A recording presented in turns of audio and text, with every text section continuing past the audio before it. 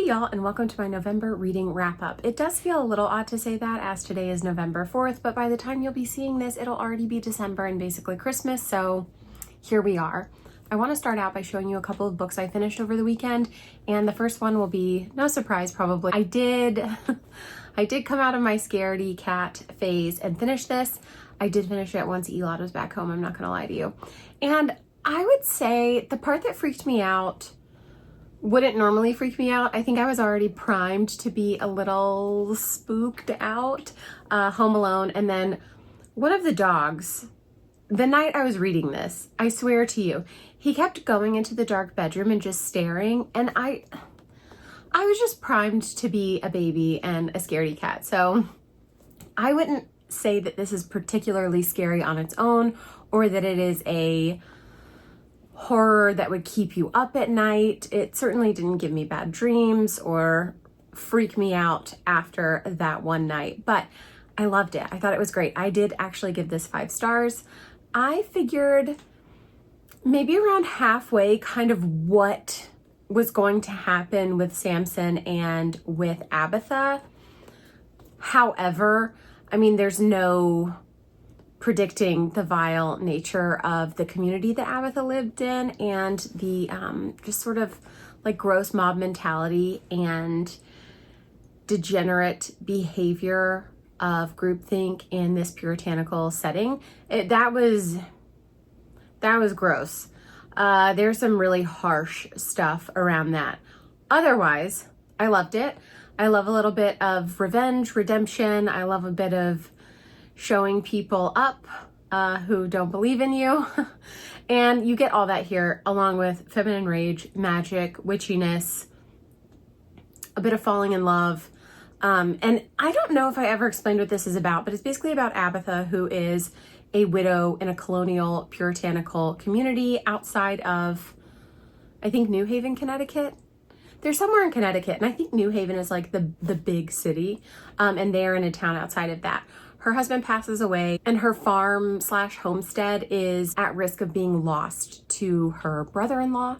And so she is trying to do everything she can to save it. Enter a devil who is reawakened. And just like I said before, the kind of grossness of this puritanical society and the power, the negative, the harsh, the malignant power of groupthink in this setting. I loved it. I thought it was great. I already want to get Krampus, so I might be getting Krampus for Christmas, also by Brom. But yeah, definitely would recommend this, would recommend the author, and I am interested in reading a lot more by them. Next up, I actually got an ALC from NetGalley, and that was Days at the Taranka Cafe. I had already pre-ordered this. This is by Satoshi Yagasawa. I think I said that right. I'm sorry if I didn't, but famously, he wrote The Days at the Murasaki Bookshop and More Days at the Murasaki Bookshop. And if you've been here for any length of time or interacted with me, I love those books. You will know, I love those books.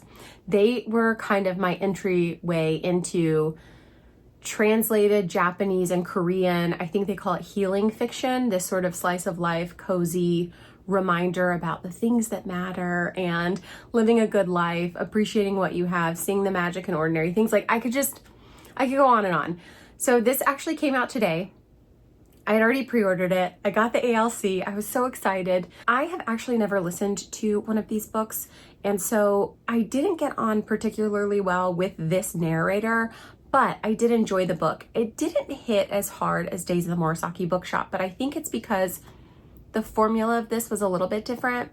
We're really seeing into the lives of 3 people that come and go around this cafe, this coffee shop, and the things kind of like going on in their lives, how they're overcoming some difficulties, how they're, moving forward in a positive way, which I think is very typical for these types of books, is we sort of see a person struggling and how they come out of that or how they push through it. And so this one just sort of floats through these 3 characters. They are all connected and they are all connected by the cafe, but it felt very different than Days of the Murasaki Bookshop, where you're kind of sitting with one character throughout. I did like it, but like I said, it was not the same for me. I think I gave this 3.5 stars. And I think I'm going to stick with that. 3.5 stars. It was good. It wasn't my favorite, but I did enjoy it. For some reason, 3.5 stars feels harsh when I say it out loud, but I don't know that I would give it any more than that. Maybe 3.75, but it wasn't quite at the same level as other books I've read that attempt to, and in my opinion, do a similar job in a little bit better way. I loved the cats, but I wish there had been more of that cat lore sort of woven through the book. Just a bit more. I could have taken a bit more. But otherwise, it was a good book. I would recommend it. I will continue to read anything he writes. If he did like a second version, more Days at the Taranka Cafe, for example, I would certainly pick it up. I would certainly read it. I'm sure I would enjoy it.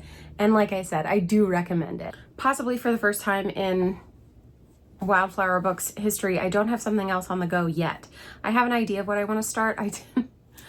As soon as I said I'm not going to be requesting ALCs and ARCs anymore, I got approved for like 3 in a row on NetGalley, just ones that had been outstanding, not new requests. So I did get approved for not only the ARC of Honeymoon Phase by Amy Dawes, but I, like 30 minutes later, got an approval email for the ALC of that. So I oh God. And then this morning, I got an email that I was approved for No Place Like Home, which is the book 2 in that Give Me Butterflies series. It's the sisters. I just can't think of the last name. But it's by Jillian Meadows, and it is the middle sister. And I'm so excited. I'm so excited because I applied for that arc like as soon as Jillian said, hey, it's available. And I really didn't think it was going to happen. So I'm very excited. It doesn't come out until March, so I don't feel a massive rush to like read it this week or anything, but Amy's book does come out next week. So I think that should probably be my next read. I'm just at a point where everything sounds so good. You could probably see right here on this shelf. That is my, I want to read that next shelf. And it is gotta be a dozen to 15 books deep. There's just so many things I want to read and I want to read right now, and I find it a bit overwhelming. So I might like take 2 books and flip a coin and start doing things that way, just to help avoid any sort of reading paralysis or reading slump. I don't think I'll get into a reading slump. Like, let's be honest. If I feel it coming on, I tend to pull back a little bit. That's what I'm doing right now, is like I'm not going to start anything else today. After I finished Days at the Taranka Cafe this morning, I decided I'm not going to start anything else today. So I'm going to leave it there for now. I'll see you for my next check-in. Again, it's a mystery to me. It's a mystery to you. We will see what I come up with next. Bye. Hey y'all, I have another update. It has been like an embarrassingly long amount of time since I checked in. I'm a little frustrated with myself. The lighting is not the best, but I am so determined to just get this little update done so we can move along. I have 3 books to show you, 1 in progress. So let's jump right in with Honeymoon Phase by Amy Dawes. This is book 3 in the Mountain Men Matchmaker series, and we follow youngest brother of the group, Luke. And he is fake marrying his best friend, Ro. Her name is Addison Monroe. He calls her Ro. Like, it's very cute. They're best friends. She is the heiress to a lumber yard, and the only way she can inherit it from her father, who actually wants to sell the business, is to have a husband, be married for a year, because the idea is that it's very difficult to run a lumber yard by yourself, or any business, I guess, by yourself, and it's important to have the support of a partner. She thinks that's BS, and there's no reason she shouldn't be able to run it by herself. She's worked there her whole life, and she feels more than capable. So she just needs kind of a stand-in. So she rejects her best friend Luke many times when he offers, and eventually they end up getting fake married. There is a lumberjack competition, which is perfection. I loved that. I would take more of that, honestly. In classic Amy Dawes fashion, this book was hilarious, but also hit some issues pretty hard, some tough issues, mostly grief. There is a lot of insomnia talk and just a lot of grief, a lot of like tough grief that I was not expecting. So very angsty, very emotional. Like I said, a very, very slow burn. And I just overall really enjoyed this. I say it every time, but this was definitely my favorite of the series so far. I mean, we'll see when Everly's story comes out in May, but this may stand as my very favorite one. The next physical TBR book that I finished this month, Snake Eater by T. Kingfisher. It is on my Kindle. Yes, I did pre-order it. Yes. This book doesn't come out until December 1st, I think. It was initially slotted for November 11th release, and then it got pushed back. Imagine my shock when I get an email from Amazon Kindle First Reads that this is available as a First Reads book for the month of November. So I immediately downloaded it and started reading it. I'm not gonna lie to you. I simp so hard for T. Kingfisher, and I loved this. Was it my favorite? No, I did have like some slowness issues with it, and not in a bad way. I still love her. I really enjoyed this. I gave it 4 stars. It was not perfect for me. I felt like some of the pacing was off, but after reading the author's note, I do think she wrote this over many, many, many years. And I also think I read it in really weird chunks and fits and bursts throughout the week. It just took me a long time to get through, and I don't think that's the book's fault. I really do think it was more my fault. I learned a lot with this book, and now I'm completely obsessed with javelinas, and I feel like I need to go see one in person, whether that's in the desert or at some kind of zoo, wildlife park, whatever. I need to see a javelina in person. So, Snake Eater, T. Kingfisher. I thought this was a fantasy, but what I've seen kind of as the first genre is horror, or like fantasy horror, horror fantasy. I don't know where I would put this. I didn't get the horror. There were several moments of unsettling situations, but I don't know that I would call this horror in the same vein that like The Hollow Places is horror for her, or that like her Sworn Soldier series is horror, but I also don't know if I would put it in fantasy. It is very much a story of growth, self-discovery, found family, standing up for yourself. Like, it really was very interesting, but then there's obviously those mystical vibes. This story centers Selena and her dog Copper, who after leaving a bad relationship end up in this desert town looking for her aunt and a place to stay. Unfortunately, she arrives in town having spent all of her money on the train ticket to get there, only to find out that her aunt has passed away. Now, the town locals are very friendly, very open, and knowing her aunt, Amelia, they are very open to Selena and say, why don't you just stay in her house? Her neighbor is Grandma Billy. They were very close friends. Like, just, if you need a place to crash, no problem. Selena is very resistant to this. And even after she ends up staying in the house for a couple of nights, she's like, I'm not staying. I'm going to go back to the city once I save enough money. She obviously ends up being completely and wholly enmeshed in the community, and that part of the story is wonderful. Unfortunately, her aunt had perhaps developed a relationship with a god called Snake Eater, who is the god of roadrunners, and that's what this creature is. Hold on. I don't know if it's going to focus, but the cover is beautiful. I might like put the really pretty cover over this and just put this down. He is not necessarily a malevolent god, but there's a lot of talk about how gods just don't see morality, death, any of that stuff the same way humans do. There's not that sense of permanence in death. So Snake Eater thinks that Selena is just Amelia in a new form. She came back as this younger version. And so things get kind of weird. There are some very creepy things that show up. There's a very, very, very sweet priest named Father Aguirre who I'm absolutely obsessed with. He and Grandma Billy together are like the duo we all need. There's a very interesting folklore. There's some very interesting transformations, interesting animals, just a lot of growth. Like I said before, growth, self-discovery, found family. If you like those things, you would love this book. I loved watching Selena grow and really start to stand up for herself and know her own mind and not feel that she was a problem or that she was a burden on people. Also, shout out to character dog Copper. I love a dog in a book, and I love that she's a black lab mix and her name is Copper. More recently, I finished another book 3 in a romance series, and that is Sawyer by Jessica Peterson. This is third brother, Sawyer. This is Ava. This came out last month, so I don't think I even hauled this yet. In fact, all 3 of these are new releases that haven't been hauled. Obviously Snake Eater, because I don't have the physical copy, but anyway, back to Sawyer. Sawyer is brother number 3. He's in the middle of 5. He's always looking out for everybody else, and he is a single dad to 3-year-old Ella. Now, when he is on a night out, he's with Cash and Duke and maybe Ryder.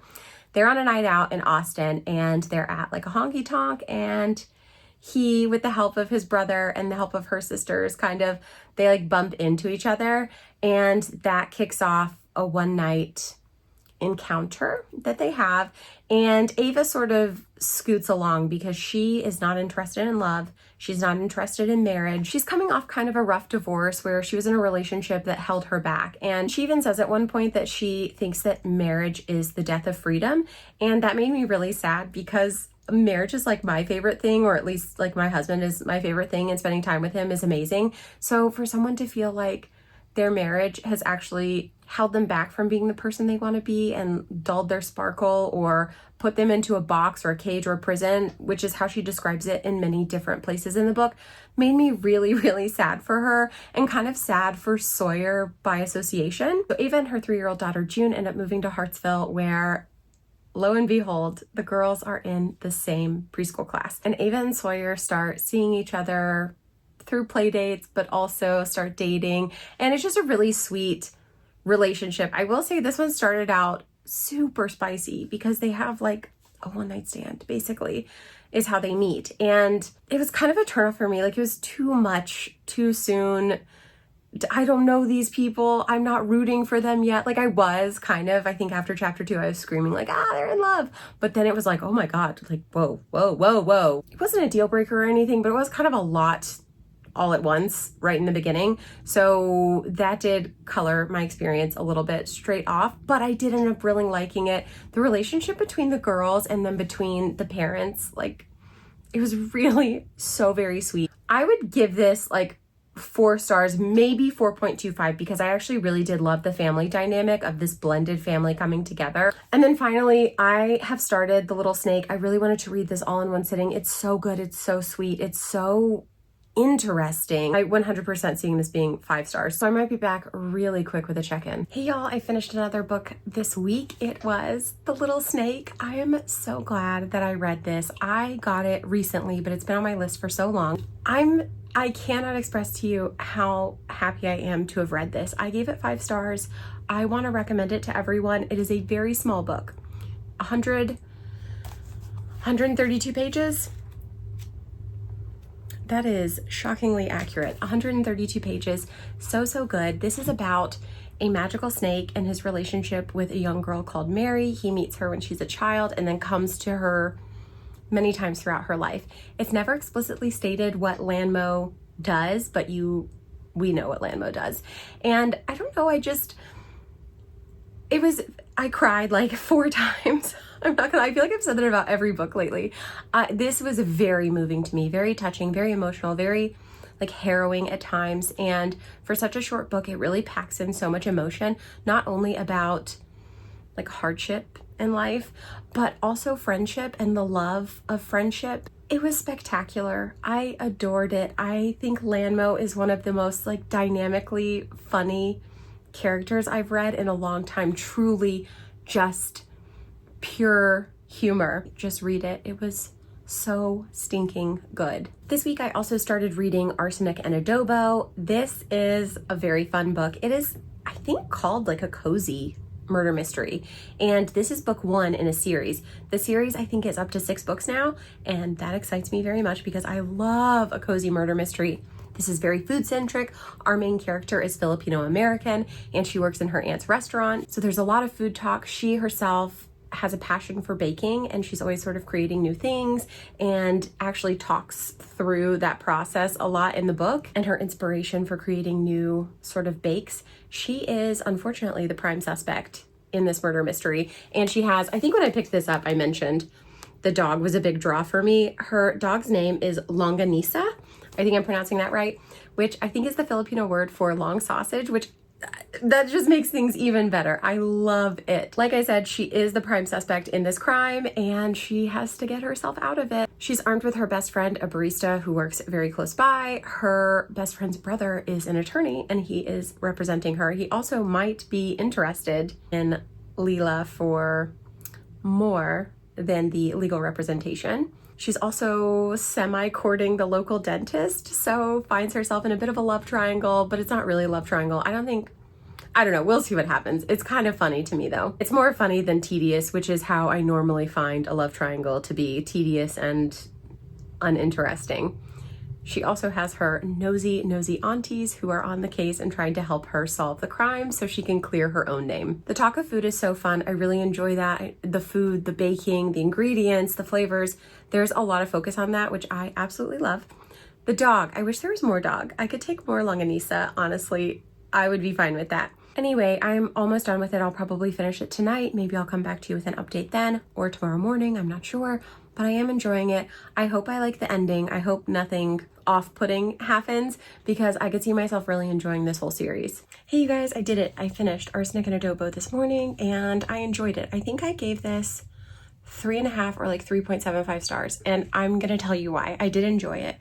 I really enjoyed the food culture, the talk of food and ingredients and stuff like that's there's something very comforting about that. Also, Leela talking through her inspiration, how she like makes dishes and stuff. My problem with this being a cozy mystery is one, there's not enough dog. I need more dog in this cozy mystery. I also needed like more of a sidekick. I feel like Leela was on her own a lot and she should have had more help from her friend Adina. I think that would have been a better dynamic because Leela is a little annoying. She's a little immature and she's just kind of like annoying. I am hoping that that is part of her coming back home into this community, resettling, maybe changing her preconceived notions about what living in this small town means or coming back home means, especially from a big city setting back to a small town. So I'm hoping that part of her arc will be growth in this department and that like this will prove that she has more. Also, like, there's Longanisa. I need more of her, okay? So I have high hopes. I'm obviously going to read the second book. I liked it enough to keep going. My main issue, unfortunately, was with our main character. I enjoyed the mystery. I thought it was good. The ending was a little rushed, but again, with these sorts of things, it's like, yeah, it all has to come to a head and you can't stretch it out for 6 chapters. I thought it was pretty funny in parts and I liked all of the dynamics. That was a key for it. If we were stuck mainly with Leela, I don't think this would have been as successful as it was, but the whole cast really brings everything together. So I have not started this yet. I will say the first chapter is in the back of this one, so I did kind of start it, but not really. I'm reading the Amber Glow Candy Store. It's downstairs though, and I'll probably finish that before I go to bed. So maybe this will be next, but then I feel kind of bad looking at this shelf of other books that I said I was going to start soon. I'm honestly thinking the actual book that I start next will be Bury Our Bones in the Midnight Soil by V.E. Schwab. I haven't hauled it yet, but I am really itching to read it. Hey y'all, I finished another book over the weekend. It is the Amber Glow Candy Store and it was so good. So good. I gave this like 4.5 stars. I adored it. I thought it was very sweet, but also very like moving, very heartwarming, very important. A lot of the characters in this seem to struggle with their own self-image, or at least how other people perceive them based on how they were perceiving themselves. So there's a lot of growth and like self-discovery and a lot of people coming into their own and realizing how important they were just as they are, how important they were to their friends, how important they were at work, how other people saw parts of them that they couldn't see in themselves. I absolutely loved it. But at the base of this is, I think his name is Kogetsu. I hope I'm pronouncing that close to correct. And he is an Ayakasha. Again, not so sure about that, but he's basically a fox spirit. So he has this magic and he creates these confections that help these people discover these things about themselves or discover how important they are in the roles that they have currently in life. So there's like a mother who's struggling with her relationship with her husband and feeling important and feeling loved. There's a man who is great at his job. Everyone tells him he's great at his job, but he feels like something is still missing.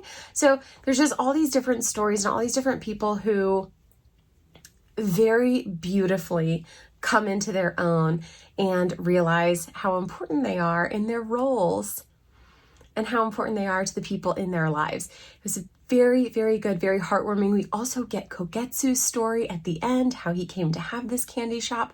I would love more from this author.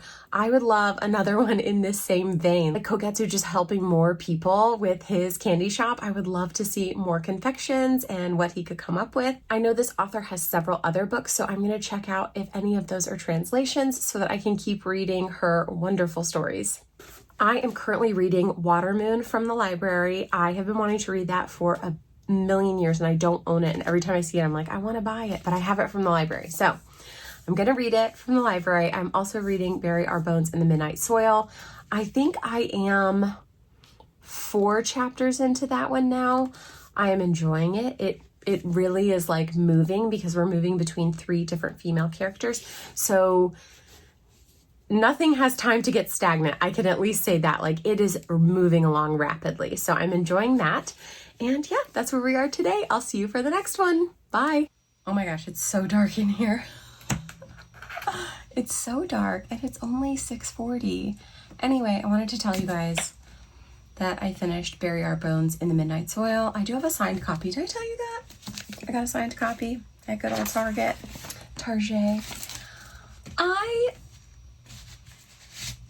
I just finished this, so I'm having like a lot of feelings. I think I'll give this a 3.5, maybe 3.75 stars, but I'm struggling with exactly how I feel about this. I really enjoyed the journey. I don't know if I enjoyed the ending necessarily. I have a lot of questions and sorry, she's chunky. I think maybe it's okay to have questions in this situation, but also I'm just not sure that some things make a lot of sense to me. If you can understand where I'm coming from. Like, I think that some questions I have needed to be answered or needed to be more fleshed out for this to make it like a 4, 4.5, 5-star. I did at maybe like 50, 60, 75% feel like this was going for 5-star territory.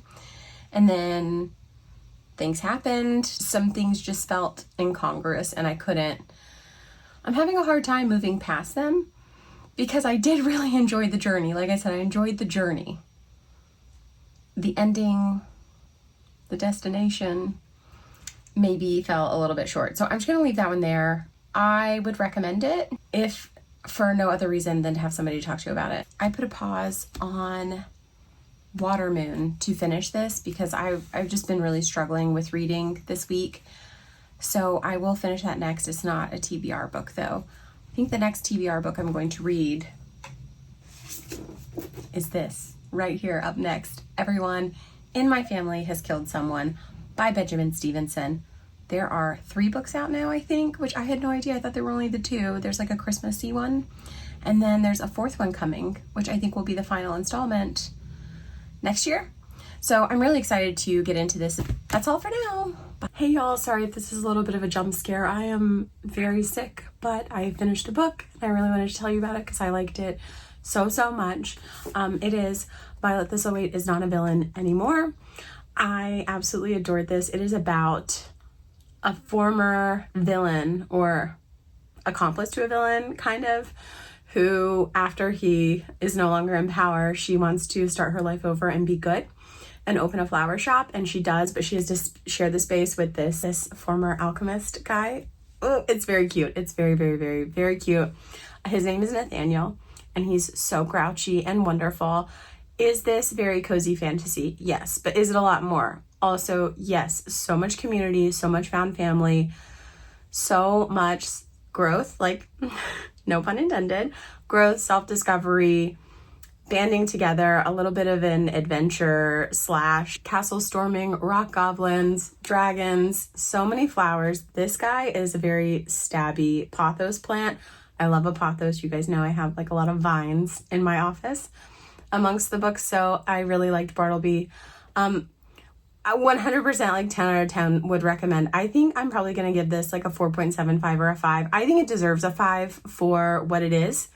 And I just had the best time reading it. I really needed something to perk me up, and this really did it. So hopefully I'm back on the mend at this point. Hopefully things are going up from here, but cannot recommend this enough. I absolutely loved it. And I believe this is the author's debut, so I hope she writes more in this world, even if it was same characters series, like other people in the town. I'm obsessed. I think Jerome the gnome is like the best named character ever. So highly recommend, like I said. And next up, I have technically started this, and I was going to start it before Violet This'll Wait, but something told me to read that, and God, I'm glad I did. But this is next up, Everyone in My Family Has Killed Someone by Benjamin Stevenson. I'm very excited to read this. I'm hoping this will also keep going in that like cozy vibe. I have had a couple of head scratchers lately that I thought I was going to absolutely love that turned out to be like, I don't know. It was not love. It was something, but it wasn't love. So after Violet, I'm feeling really, really positive about this one as well. And I will let you know my thoughts once I finish it. Hey y'all, I am feeling a little bit better. I still have kind of a funny voice, but I have finished another book. I finished Through the Woods.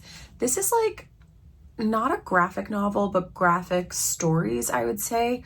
So it's 5 tales, all set kind of in the woods or through the woods or woods adjacent. It's very, through the woods, right? These are all very like chilling, spine-tingling, unsettling, I think would be the perfect word for most of these. I very much enjoyed it. I was looking for something that I could sort of sit with and devour over the course of an evening, and that is what I did with this. I probably read it faster than I should have, and I think I would like to sit with a couple of the stories again because there were a few that really stood out to me that I liked best.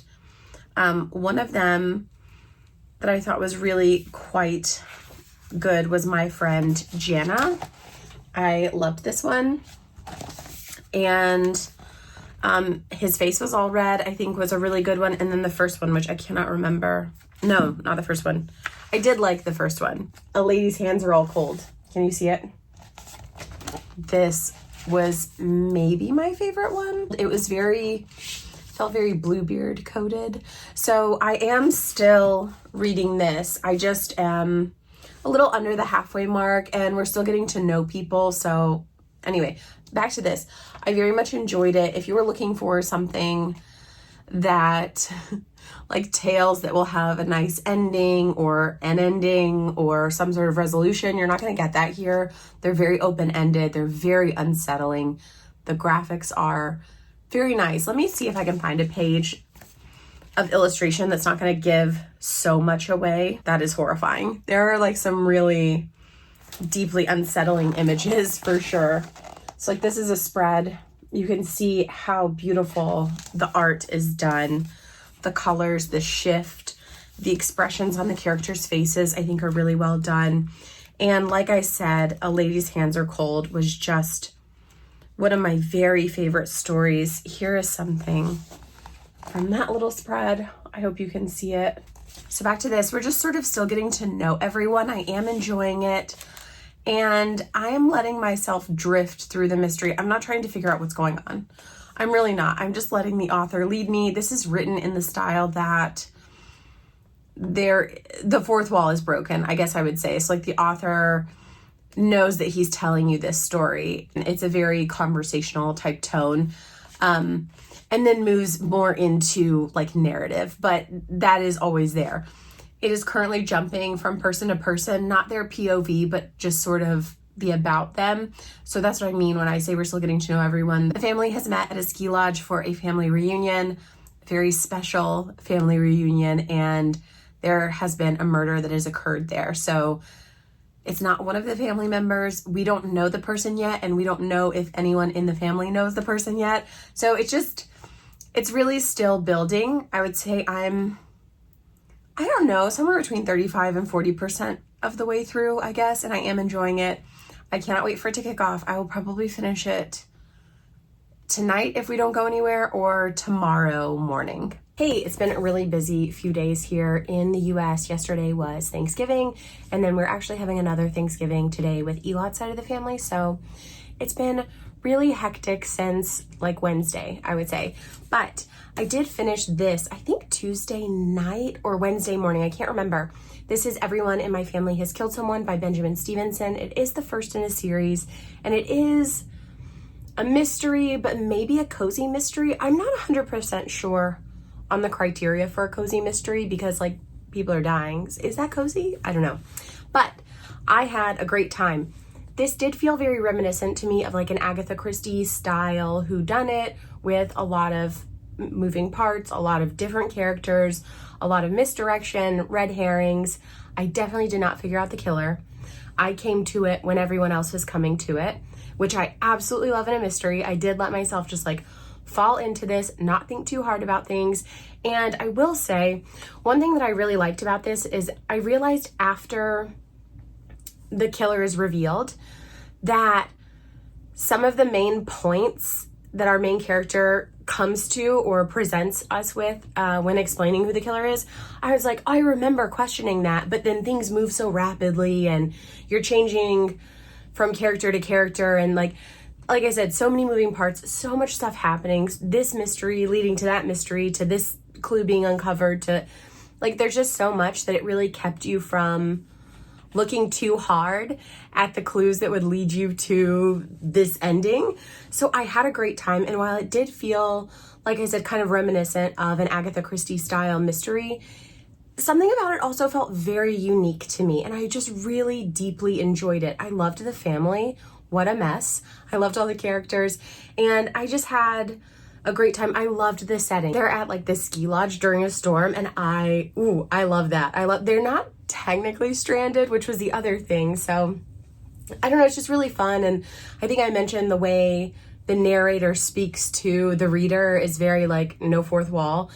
Very good. I will definitely continue this series. Honestly, if I see the next book while I'm out and about this weekend, I'm gonna pick it up. I just had so much fun. And there is a Christmas one out. I think it's out now. And then a fourth one coming. I think it's the fourth and final coming in 2026.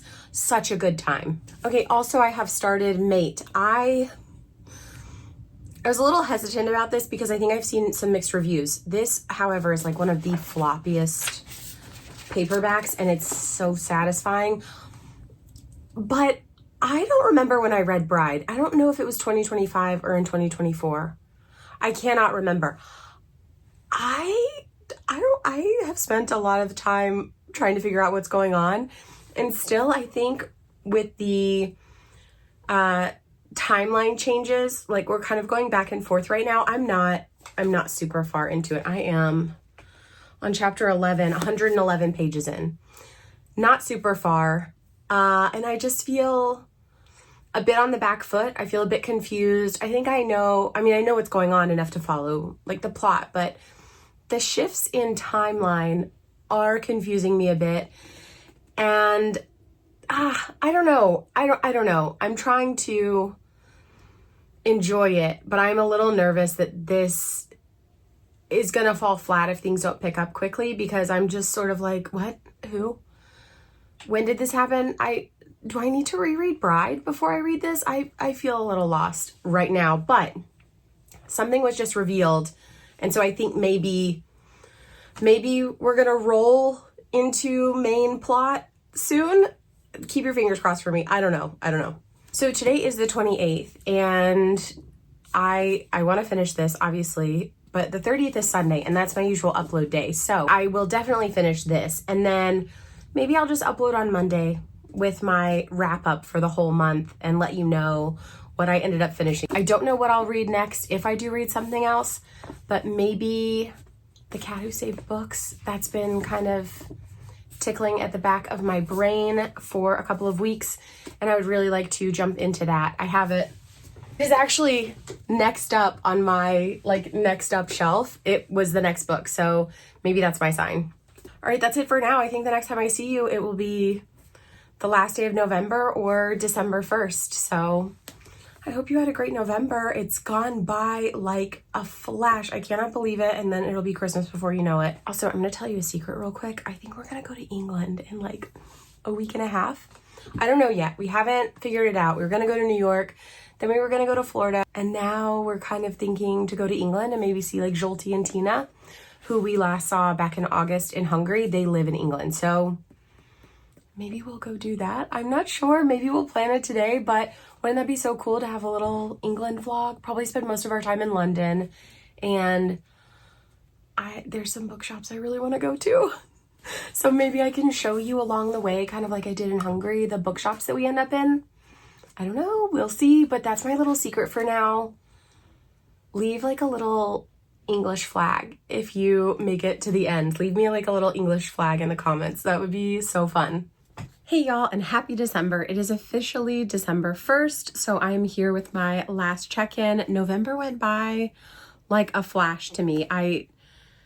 It feels like it almost never happened. It just went by so quickly. But I have one more book that I finished, and it might not be the one you expected. So first, let me just show you.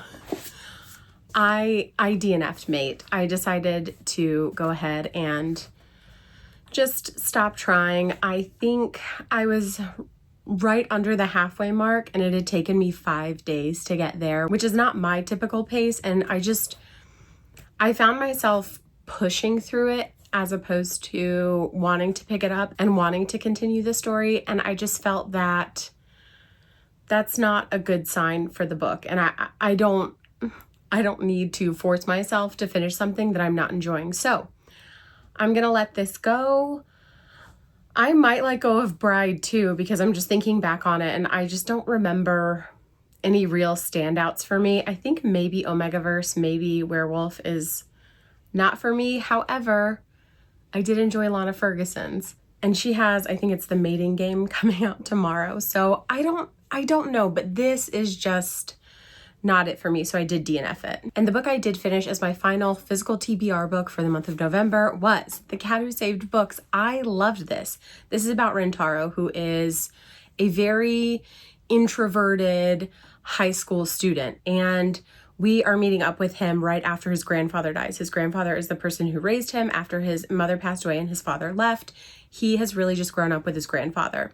One morning he discovers his grandfather has passed away in his sleep, and he is really stuck. He does not know what to do. He's sort of like a shell of himself. He's really turned even more inside, and people are a little worried about him, that he's going to freak out because he's handling it quite well. So they're thinking like internally something is building and he's just going to explode. A distant aunt comes to say, I will take care of you, who come stay with me, etc. And we're following him in that sort of between time, about a week from when his grandfather dies to his aunt taking him to live with her. And the thing about his grandfather and Rintaro's situation is his grandfather owned a secondhand bookshop, and Rintaro worked in the bookshop. A strong connection they had was reading and books and literature, and Rintaro is now running the store in his grandfather's absence. One day he meets this tabby cat who can talk, and they go on some adventures together. It's very, very good. He also has some relationships that build with a classmate, and as a self-described like ultra introvert, this is really big for him. There's a lot of growth and self-discovery. Again, sort of like the Amberglow candy store, there's a lot of realizing how important you are to other people, not realizing the impact you have on those around you and how much you mean to people. I think it is a very good book. It's quite short as well. There were some parts that I felt got a little too preachy about what books are worth reading, what books are worth publishing, and what makes a book a good book. Now, there were some points about the publishing industry that I do think rang a bit true. But I think because it was the opinion of Rintaro, who was like, I think 17, I'm not going to take it too harshly. But that is why I think I gave this 4 stars even. But yeah, really good. There is a follow-up to this that came out, I believe, this year in 2025. The paperback is coming out next year, and I am looking forward to reading that one as well. I just really enjoyed this magical realism, sort of like fantasy-esque world that we got pulled into. Very interesting, very fun read, heartwarming as well, like very hopeful, good book. So all in all, with my November TBR reads, I did remove 14 books from my TBR. That does include the DNF, unfortunately. But I think that's pretty good for the month. I'm looking forward to December. However, I'm a little afraid it's going to go by just as quickly as November, if not quicker. And that little tiny secret that I told you in the last clip, that is coming true. We have booked our flights, we have booked our accommodations, we have a car, and we are going to England next week. So look for a vlog of that coming soon, and follow me on Instagram if you want to see like some real time what we're getting up to over there. I'm really looking forward to it. It's been a dream of mine to go to London at Christmas and see all the lights, Regent Street, Oxford Street, all of the stores. I want to see the I think it's Fortnum and Mason has the advent calendar windows. Their windows are set up like an advent calendar. I'm really looking forward to seeing that and just walking around, seeing some of the markets, seeing some of the lesser known markets perhaps. So I'm really buzzing for that. I can't believe it's actually going to happen, and we get to see our friends in the process, which is such a super duper added bonus. So that is going to be an amazing time. I cannot wait to take you along with me. I cannot wait to see what my first book of December is going to be. I honestly have no idea as of today what book that will be, but I will be coming at you soon with an update for that. Until then, I have a gift guide coming, a winter TBR, a London vlog, like hopefully. And after November being the month of pivoting, some really successful pivots, some not so fun pivots, I am so looking forward to getting into December and just seeing what we get up to. I hope you will come along with me. There are several new faces here. Thank you so much for joining me today, and I will see you in the next one. Bye.